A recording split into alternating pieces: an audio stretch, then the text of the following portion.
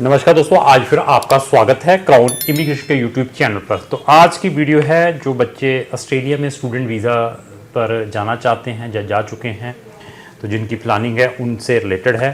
Australia में भी crown immigration students को पढ़ने के लिए भेजती है, but it is very expensive country. They are very specific. पुरानी हिस्ट्रियाँ उठाकर देखें 15 साल से पहले की, तो फेक डॉक्यूमेंट पर भी बच्चों को स्टूडेंट वीज़ा मिले हैं, फेक फंडों के ऊपर भी दिए हैं।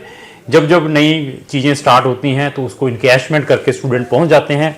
जब स्टूडेंट का फ्लो बढ़ता है तो फिर वो रिस्ट्रिक्ट हो जाते हैं आहिस्ता आहिस्ता। इसी तरीके से ऑस्ट्रेलियन गवर्नमेंट ने अभी और थोड़ी सी रिस्ट्रिक्शंस इंक्रीज़ की हैं इंटरनेशनल स्टूडेंट्स के लिए। वो क्या की हैं, आज की वीडियो के अंदर हम वन बाई वन डिस्कस करेंगे। ऑस्ट्रेलिया से रिलेटेड भी हमारी एक डेडिकेटेड प्ले लिस्ट है, उस प्ले लिस्ट का लिंक भी मैंने अपने डिस्क्रिप्शन बॉक्स में लगाया है, उसको भी आप जरूर वॉच करें। नंबर ऑफ वीडियोस है related to Australia, there after take the decision. आप का वीज़ा ऑलरेडी ऑस्ट्रेलिया का रिफ्यूज्ड है स्टूडेंट का, जहाँ टूरिस्ट का आप हमारा कोई ओपिनियन लेना चाहते हैं तो शेयर योर रिफ्यूज़ल लेटर, आपको मैं बेटर से बेटर सजेशंस दे सकता हूँ। आप ऑलरेडी इनसाइड ऑस्ट्रेलिया में हैं, वहाँ से किसी अनदर कंट्री में रीलोकेट होना चाहते हैं, क्राउन इमिग्रेशन उसमें भी आपकी हेल्प कर सकती है। आप ऑलरेडी इनसाइड ऑस्ट्रेलिया में हैं, अपने पेरेंट्स, अपने सिबलिंग्स, अपने फ्रेंड्स को ऑस्ट्रेलिया में एज ए टूरिज्म के लिए बुलवाना चाहते हैं तो क्राउन इमिग्रेशन उसमें भी आपकी हेल्प कर सकती है। तो वन बाय वन हम डिस्कस करेंगे।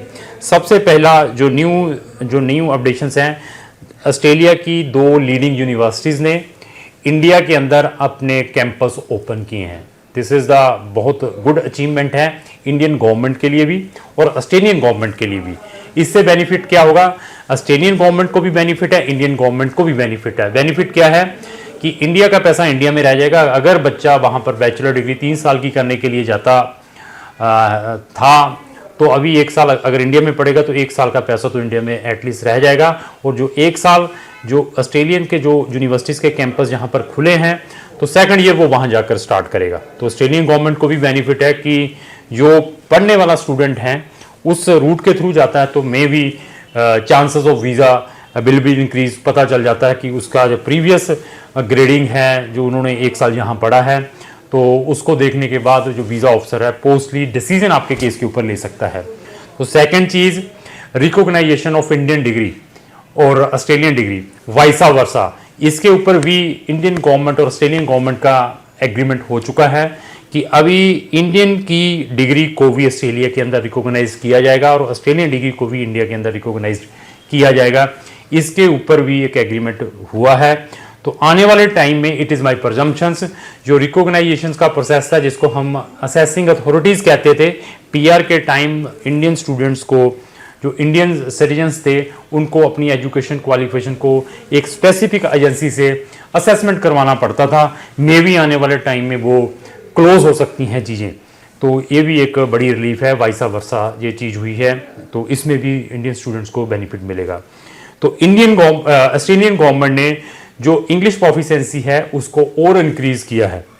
तो अभी ये है कि आईएलटीएस की और पीटी की जो रिक्वायरमेंट है, जो बच्चे वहाँ पर यूनिवर्सिटीज़ में पढ़ने के लिए जाना चाहते हैं उनको और इंक्रीज़ किया है। कितना किया है, आपको अपनी वो स्पेसिफिक यूनिवर्सिटीज़ की वेबसाइट पर जाकर देखना पड़ेगा कि उन यूनिवर्सिटीज़ ने उसको कितना इंक्रीज़ किया है। अगर 6 बैंड थे तो अभी 6.5 किए होंगे।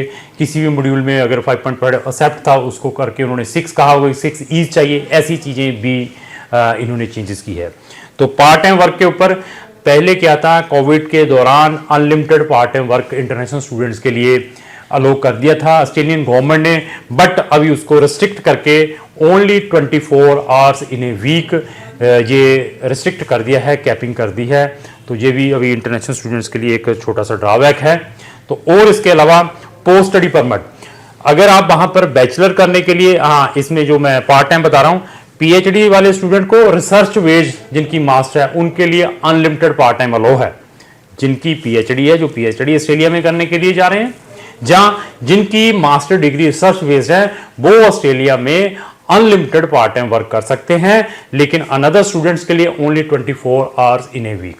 तो और इसके अलावा पोस्ट स्टडी परमिट, जो बच्चे बैचलर कंप्लीट करते हैं 2 इयर्स का है, जो बच्चे मास्टर कंप्लीट करते हैं 3 इयर्स का किया है, जो पीएचडी कंप्लीट करते हैं उनको 4 इयर्स का उन्होंने पोस्ट स्टडी परमिट अलो कर दिया है इंटरनेशनल स्टूडेंट्स के लिए।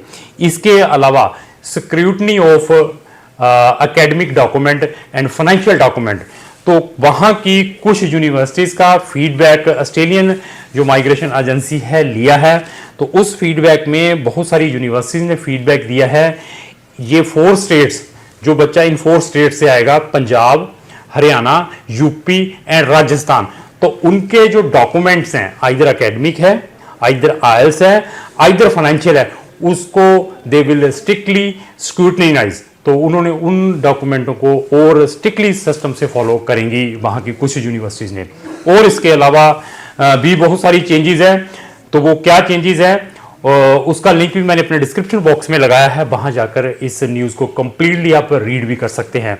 अगर आपकी query related to study in Australia से रिलेटेड है तो क्राउन इमिग्रेशन उसमें भी आपकी हेल्प कर सकती है। तो लास्ट में मेरी यही रिक्वेस्ट है, अगर आपको जो मेरी वीडियो चलेगी उसको लाइक एंड शेयर करना होगा। Thank you.